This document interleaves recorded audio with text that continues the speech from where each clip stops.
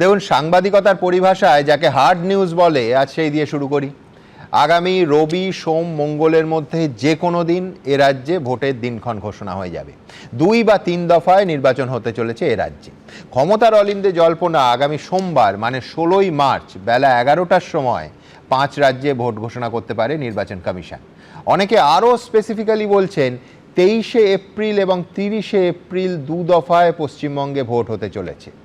অবশ্য last call অবশ্যই নেবে একমাত্র জাতীয় নির্বাচন কমিশন। কিন্তু তার আগে আজ কেন্দ্র এবং রাজ্যের টানাপোড়েনের একটা কার্টেন রেজাল্ট যেন আমরা দেখে নিলাম। এসআইআর নিয়ে সংঘাত তো চলছিলই, আর আজ ভোট ঘোষণা ঠিক লক্ষ্য করে দেখুন, আগের সপ্তাহে আমলাদের নিয়ে কেন্দ্র এবং রাজ্যের মধ্যে একেবারে যাকে বলে টানা হ্যাচড়া শুরু হয়ে গেল। রাষ্ট্রপতির সফরের দায়িত্বে থাকা দার্জিলিংয়ের ডিএম এবং শিলিগুড়ির সিপিকে রাজ্য থেকে সরিয়ে কেন্দ্রের ডেপুটেশনে চাইল স্বরাষ্ট্রমন্ত্রক। নবান্ন সূত্রের খবর, দুজনের কাউকে ছাড়তে রাজি নয় রাজ্য সরকার। দার্জিলিংয়ের ডিএমকে তো বিকেলেই স্পেশাল সেক্রেটারি হোম করে দেওয়া হয়েছে। ওনাকে কেন্দ্রীয় স্বরাষ্ট্রমন্ত্রক ডেকে পাঠালো দিল্লিতে, আর রাজ্যের স্বরাষ্ট্র দফতর ডেকে নিল নবান্নে বিশেষ সচিব হিসেবে।